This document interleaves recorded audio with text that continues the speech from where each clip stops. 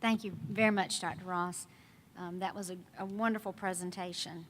Next, we have the approval of the agenda. May I have a motion? Ms. Baumgardner, Madam Chair, I move that we approve the agenda. is there a second? Ms. Lovelace seconds. Any discussion? Seeing none, all in favor, please raise your hands. All opposed, that passes 6-0. Next is the approval of the minutes. May I have a motion? Ms. Baumgardner, Madam Chair, I move that we approve the minutes of the October 13th, 2014 board meeting. second, Mr. Turner. Any discussion? Seeing none, all in favor, please raise your hands. All opposed? And Mr. Gant, you're abstaining. Okay. Next is our superintendent's report. Thank you, Madam Chair, members of the board. Indeed, great things are happening here at Chapin. We love the new facility. In fact, we might, as I mentioned when I came in, we might try to give you a few extra rotations in our board meeting schedule. This is so great. It's so great to see this come to fruition. And congratulations to your band for the state championship. I know that had to be a great thrill, and I received this medal and will add it proudly to my collection. I'm very proud of you and issue my heartiest of congratulations. In addition to Chapin, great things are happening throughout our district. And one example that I would point out this evening is that the federal report card for our district was released last week, and we received an A, and the only district here in the Midlands to receive that particular grade. We're very proud of that. Our schools work very hard. This does not happen by accident, and it's most commendable that our district earned an A. I think it's also laudable that we had no school that scored below a B, and a B means that a school is exceeding state expectations. So we are indeed fortunate to have such a wonderful, wonderful report on our federal report card. Coming up in just a few weeks, we will have several celebrations here in our district, as we do historically, honoring the veterans of our community. It is one of the things that I think that this school system does extraordinarily well. We have programs throughout the district over a period of several days where we honor those who have served our country, and always very touching. But I think it's important to point out, as we look forward to that celebration on November 11th and probably a few days before and thereafter, where we will honor veterans, we also in this district pay great respect to people who serve us in the Guard and in the reserves. On October 1st, our principals each signed an agreement, or really a commitment statement, that we are fully committed to our employees who serve us in the Guard and in the reserves. We know that while it takes great folks who are willing to serve full-time in the military, wherever duty may call, we also know that for our country to be the strong nation that it is, we must have people who are willing to be ready to serve when called upon. And they must have other jobs throughout the year, but in the event of a national disaster, or in the event of warfare somewhere around the world, on a moment's notice, they can be, their services can be needed elsewhere. And we have committed that we will work hand in glove with those organizations. Tonight, we have with us one of our very fine employees, I think known to all members of the board, Scott Carlin, who is our coordinator of facilities management here in the district, who is a very active member of the reserves and has had occasion on more than one occasion to be called up to service on behalf of our nation. And at this time, I'd like to recognize Mr. Carlin and for any comments that he may have, he might have as we look about our relationship with our employees who serve our nation in the Guard and in the reserves. Mr. Carlin. Thank you, Dr. Heffner. I can't tell y'all what a privilege it is to have the opportunity to serve in the United States Air Force in my case, but any of our services, and give back to our country and our community the way I've had the opportunity. I graduated from the Citadel back in 1989 and was commissioned active duty in the United States Air Force. Served for about 8 years, and because of a family situation, I felt it was necessary to separate from the active duty. But I had the opportunity, because of what is provided in the Guard and Reserves, to continue to serve, in my case, the reserves. And I've been doing that now, total time, for about 24 years. And I've worked in a number of locations, and I've received tremendous support in all of those for the opportunity to give back and serve as a reservist. I can tell you that I think we have something unique here in District 5, because I have never experienced the kind of support in my military calling the way I have in District 5. And for any of you that have military members in your family or friends, it's a calling. But it's not that dissimilar to what we find with teachers. It's a calling. And so I've had the opportunity to serve active duty. I now have the opportunity to serve in the reserves. But I get to work with people every day that have that same sense of calling. And it's a tremendous privilege. I've actually deployed 3 times since I've been in District 5.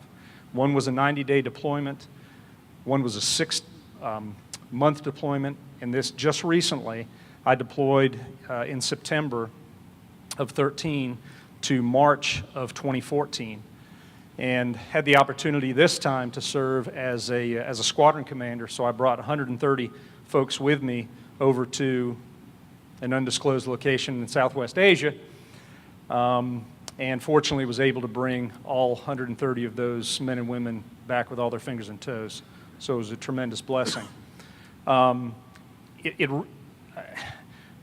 Because of what I do, I can't really impart to you what it means when District 5 allows somebody like me or anybody who serves to go away for 6 months. It is a significant commitment. It's a significant inconvenience to the district when they allow somebody to deploy.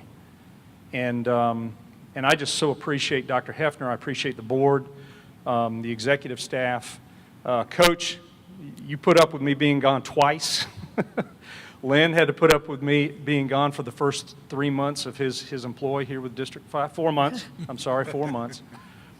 But I just so appreciate it, and I just want to thank all of y'all on behalf of everybody that has the opportunity to serve in the armed forces and work for District 5 or anywhere else in the community.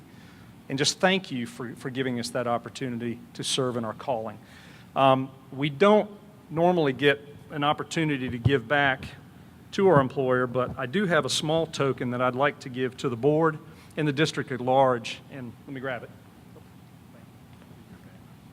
Thank you, sir.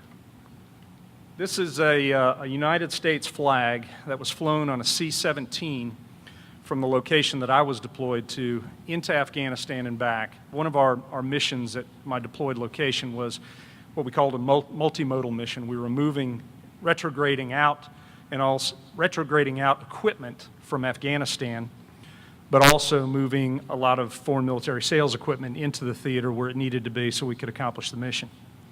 And so this flag was flown over Afghanistan, and I'll read the plaque that kind of tells the story. It says, "Let it be known that this American flag was flown over the skies of Afghanistan during Operation Enduring Freedom on 5 March 2014 for School District 5 of Lexington and Richland counties at the request of Lieutenant Colonel Scott A. Carlin for your love and support of U.S. deployed forces fighting the global war on terrorism. This American flag was flown on U.S. Air Force C-17 tail number 0992-12, mission number AMRA 787-50064. And it's signed by a good friend of mine, Lieutenant Colonel Scott Burnt, who was the Expeditionary Operational Support Squadron Commander over there, who was conducting the air operations, who I'm actually going to get a chance to see down in Charleston in November sometime and kind of reunite. But again, this is just a small token of my appreciation to you for allowing me to do what what to me is a calling. So thank you very much. Could the board members come around? Dr. Hefner?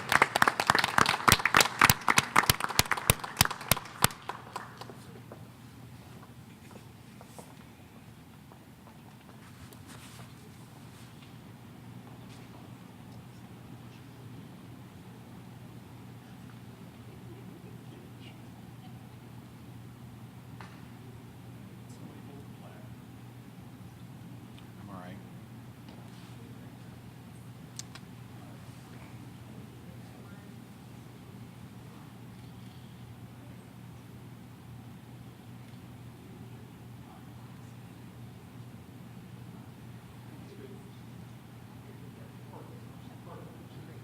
One more time. Thank you.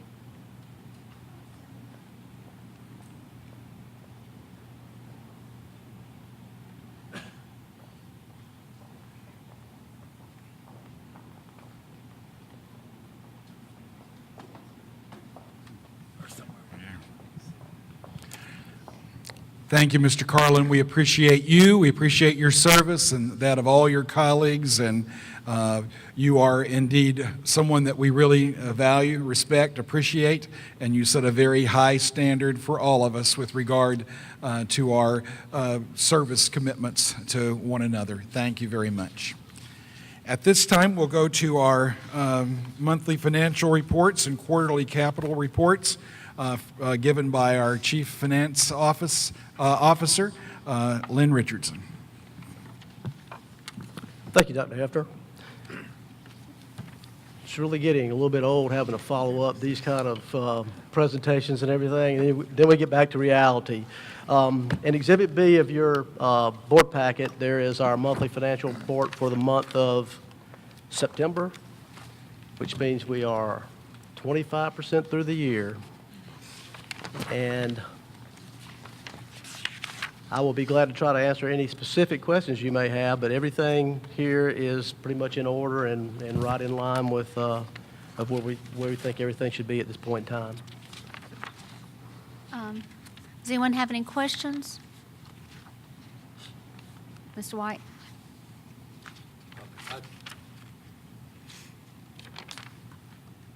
So, I don't have any questions, but I had a statement I wanted to submit on the record and read into the record. About our budget? Yes. Oh, okay. This is a open letter to the Lexington Richland School District 5 Education Association. Peter Luzon, President. Ray Cohen, the truth about teacher raises. Dear Peter, I'm addressing this letter to you requesting that you share this with your members. There's been a lot of rhetoric lately about the fact that this board raised millage last year, but failed to raise teacher salaries at the same time. The implication of this rhetoric is that the board is not supportive of paying our teachers competitive salaries. I believe the majority of this board cares about paying competitive salaries to our teachers, and that has been the policy of this board for decades. The truth is that the millage increase that the board approved last year was necessary to fund a deficit in our budget, and that there are no available recurring funds that can be presently used for teacher raises. A harder truth is that we are currently facing new funding challenges with our budget, unlike anything we've had to deal with in the past. The challenges confronting our district include the fact that for the first time this year, the legislature implemented a formula to take money out of our normal allotment of revenues and give the money to districts with more free and reduced lunches. As noble as that objective is, we still have to deal with the reality of the reduction in our revenues. In addition to this new reduction, the legislature does not consistently fund our budget based on the base student cost, which is the per pupil cost from the Budget and Control Board, which the Budget and Control Board publishes annually, estimating the annual cost or the actual cost to fund our schools. If we were consistently funded at the base student cost, then it would be easier to fund our budget and pay competitive salaries. Finally, the board only has limited ability to supplement our budget since the passage of Act 388, which limits local control of revenues. Today, we are only allowed to increase the millage in our budget by a limited amount representing the increase in the Consumer Price Index, the CPI, which is basically an adjustment for inflation. The CPI increase to our budget, which I'll refer to as a CPI budget increase, is limited in amount, but it is a recurring source of revenue that can be used to fund recurring expenditures of the district, such as teacher raises.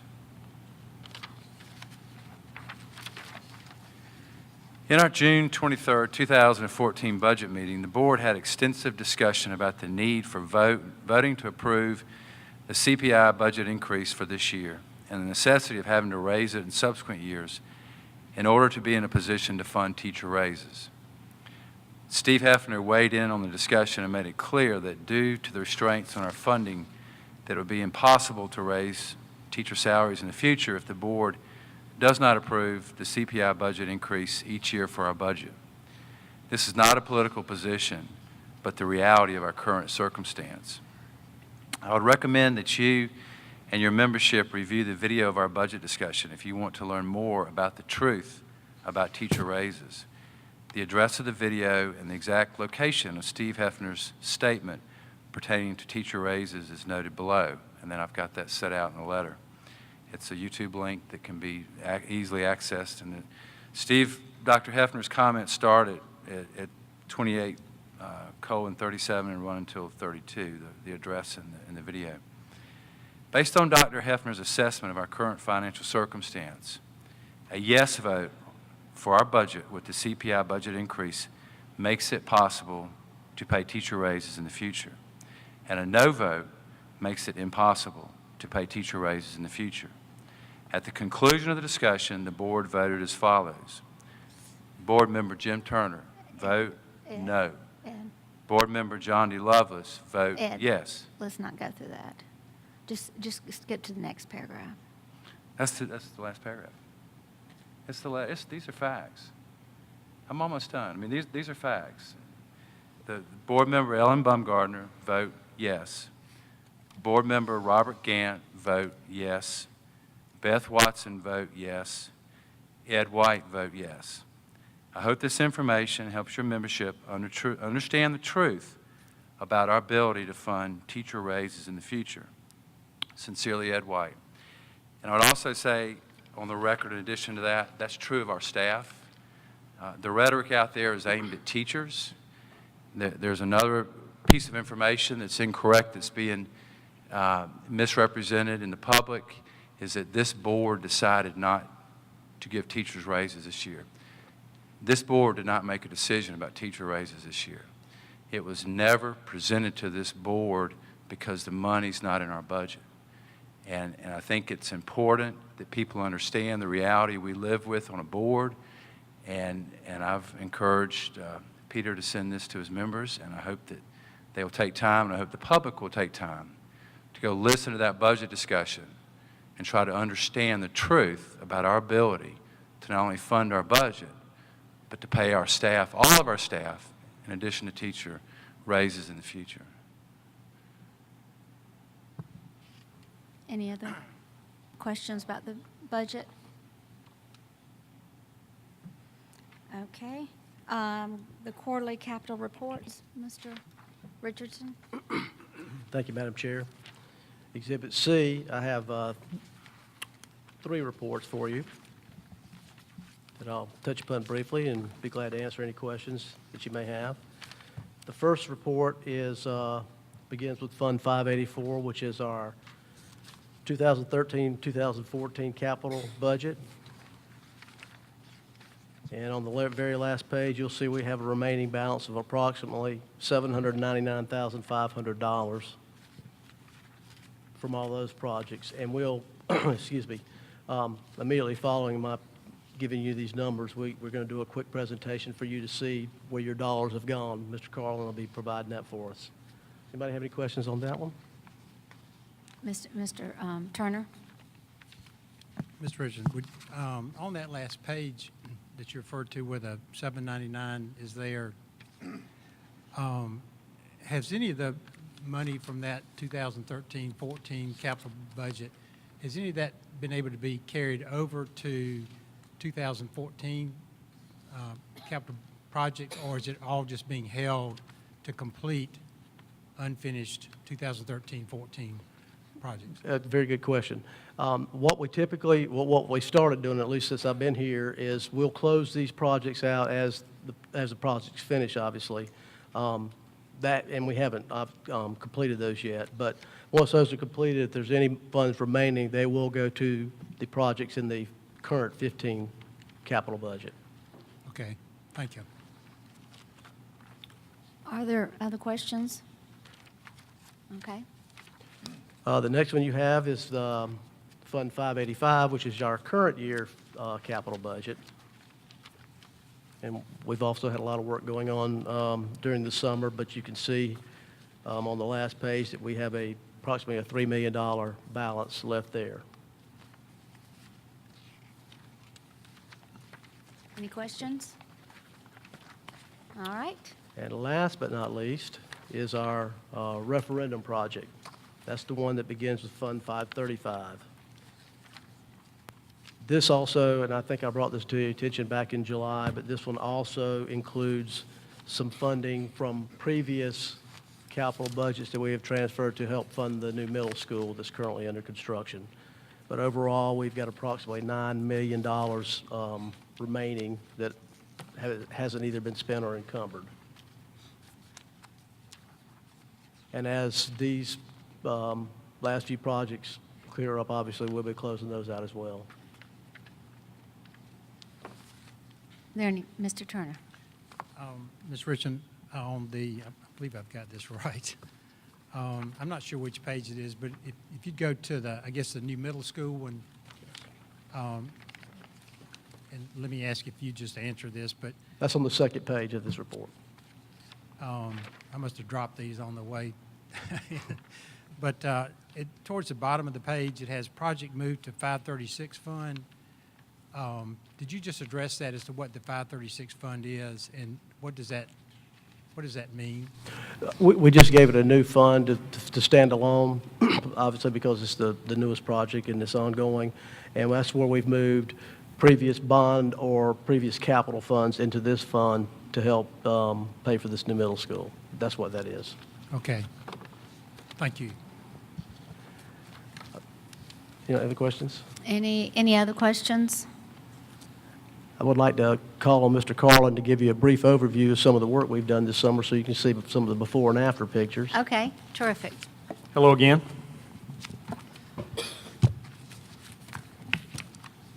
We, of the budget that y'all approved for this summer, what we would, Lynn and I would call Fund 585, we have completed about 92% of the projects that were approved by the board.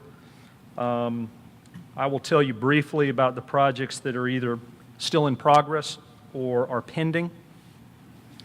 There's a project for some design work at Dutch Fork Middle School to take a look at the front office, to consider either an expansion or a renovation to make that the front office function better at Dutch Fork Middle School.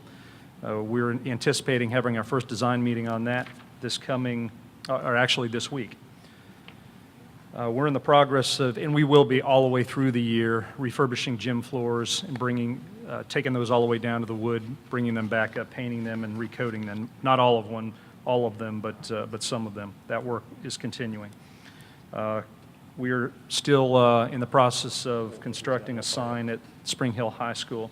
That a portion of that is being funded with a grant that the school is working, so we're working in conjunction with them. Of course, we're doing a lot of landscaping in the district. I'm going to show you some pictures of that, and we are very soon to begin doing some work at Irmo Elementary School as well. We're doing some playground repair and also completing the installation of portable classrooms at Lake Murray Elementary School and some other miscellaneous capital projects.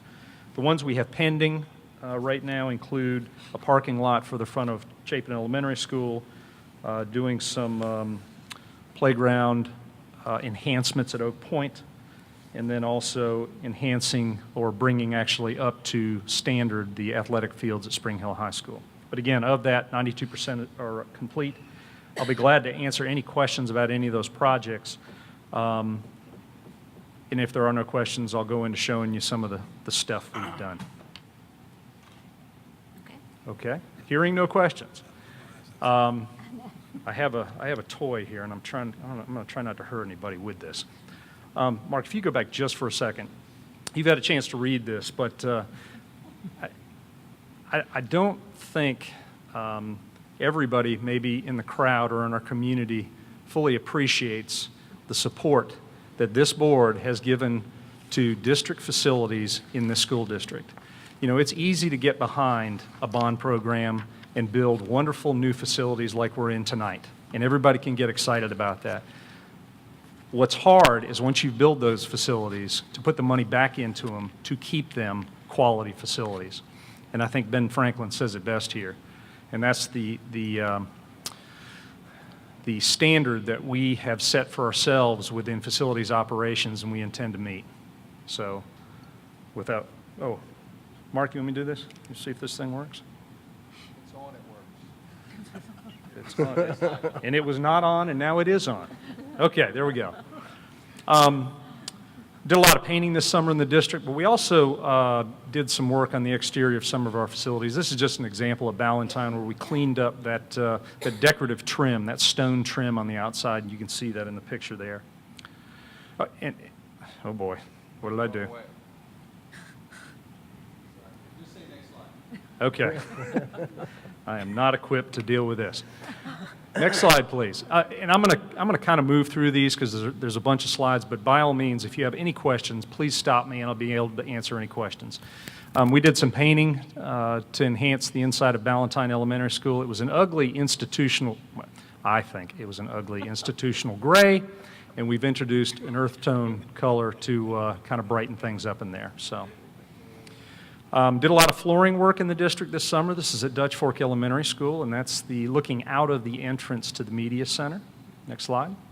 That's looking back into the media center. And in most of these slides, on the left, I'm going to have the before shot, and on the right, I'm going to have the after shot. It's not always that way through the slides, but that's what you find mostly, and I'll try to show the exceptions. Next slide. What you had was carpet throughout this entire school in the corridors, and that's not a really good option, especially today with a lot of our folks who have allergies and indoor air quality. It's very hard to keep clean, and you have to replace it continually. So this flooring system you see here, we call it Estri. It is a no-wax product. The comparable flooring system would be vinyl composition tile or VCT. The problem with VCT is it requires a lot of waxing and stripping. That's not good for the environment. It's not good for the floor itself. This system will last well past 20 years and will actually is much more cost effective over that time frame. Next slide. This is Harbison West. You can see on the left again where we had carpet in that school, also at Nursery Road, and what we've done on the right hand. Next slide. Another corridor shot. Okay, Lake Marie Elementary School. On the far left, you can see we had one steep slope. We came in and did some grading work, set the units, and that's your finished product on the right. What you don't see in that right picture are covered walkways. We've made a commitment to the school. We're going to be installing those. And as a matter of fact, talked to the contractor late last week, and he anticipates starting this week. That's just another view from the project. We also had to put in a fire loop to the back of the school, and that's something we did at Oak Point. And this will provide, of course, our fire professionals access 360 degrees around the school in case we ever need that service. Hopefully we won't. Here's Nursery Road. Same kind of flooring system went in, the Estri product. Next slide. Another shot of Nursery Road. Next slide. The media center had the old dull carpet on the left, and we brought in, it looks like a hardwood floor. It's actually a synthetic product. And of course, our new carpet. I think the last board meeting was at that school, and you had the opportunity to see that. Next slide. We also painted the old brick that was in that. What it caused was it to be very, very dull and dark in the theater, and we brightened it up by painting those walls. Next slide. We also did heating, ventilation, and air conditioning replacement at Crossroads Middle School. And none of these pictures look pretty to anybody but a geek like me. But anyway, there's your new system on the right. Next slide. Here we're setting some of our new units. Next slide. This is Dutch Fork Middle School. This was our second phase of replacement. We're going to have 3 phases at Dutch Fork Middle School. And this is up in the mezzanine area, which we have with those pitched roofs. Next slide. There's the finished product. Your last slide was work in progress. And what we've been able to do at Dutch Fork Middle School, I know the history of that project, and there were a lot of cost overruns, and so there were some compromises made with the original system. But that system that's going in right now is a very efficient system. It's going to save us energy costs, but it's also going to provide really quality dried out air for that school. Dutch Fork Middle, also going between Dutch Fork Middle and Dutch Fork High, Dave Wiseman brought it to our attention. We had a safety issue because kids cross there, or our students, and we were having trouble with people speeding through that area. So what we've done here is created an elevated crosswalk, which serves its second purpose as a very large speed bump to keep people from speeding through that area. So that's what that is. Next slide. Remote Middle School, a lot of HVAC replacement there. What I'm showing in this picture is what I affectionately term as duct board. That's what we have in most of our residential houses. That's not a good application for a commercial setting, which ends up happening fairly quickly over time is that duct board leaks occur in it, and so you end up air conditioning spaces that you wish you weren't, and you waste a lot of energy doing that. So that duct board's coming out, and we went back with hardboard duct, or actually steel duct. Just some before and after with the HVAC project. The left, you'll find the before, and on the right, the after. And on the far right, the above picture is in progress, and then the bottom is the finished product. Next slide. We were also able to do something neat with the reception area there. You see in the upper left, the old kind of dated front entrance area. And in accordance with the project and also with some furnishings money, we were able to produce this nice, welcoming reception area in Irma Middle School. So that's, we've been doing that with all our bond projects. We need to do the same thing with our older schools, and that's what we've been able to do. Next slide. Chapin High School, we did have some 8% money as well as the bond money involved in this project. So we replaced the roof on the Fine Arts building and also the upper portion of the gymnasium.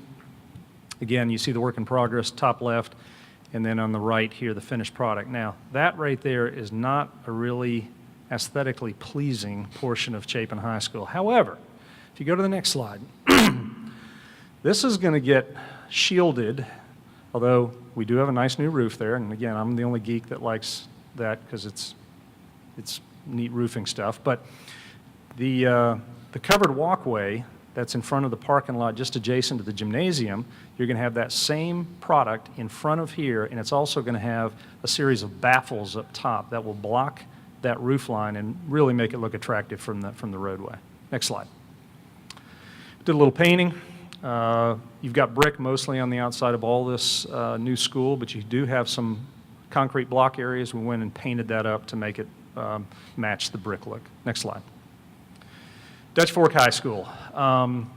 Any of you that have had any experience with Bradford pears, you know that they are really cheap to be installed, and in about 10 years, give or take, an ice storm, they're going to fall apart. I'm not sure who thought it was a good idea to plant Bradford pears in front of Dutch Fork High School, but I've made a commitment that we will never do that again. So we came in and have done something different. We got rid of those. We've done some landscaping across the entire front of Dutch Fork High School. If you haven't been in front of it, I encourage you to go by. I really think the contractor did a great job. Next slide. These are just more shots. Here you had your Bradford pears covering what's a gorgeous building.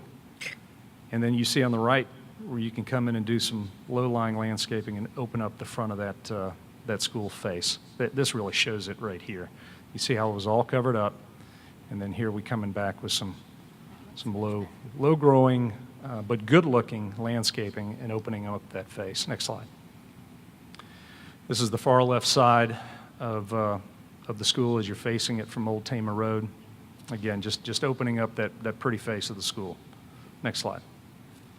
Irmo High School. We did two really exciting projects there this summer. We upgraded the job skills area, which is where some of our special needs students have been, and those were pretty shabby accommodations.